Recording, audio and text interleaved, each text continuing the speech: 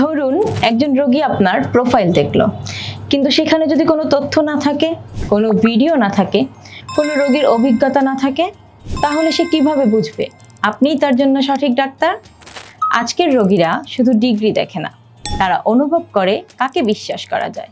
কিন্তু ভাবুন তো, যদি আপনার একটি ছোট্ট ভিডিও থাকে, সেখানে আপনি খুব সহজভাবে একটি সমস্যার সমাধান দিচ্ছেন, তাহলে সেই রোগী শুধু বুঝবেই না, সে আপনাকে মনে রাখবে, আপনার উপর বিশ্বাসও তৈরি হবে।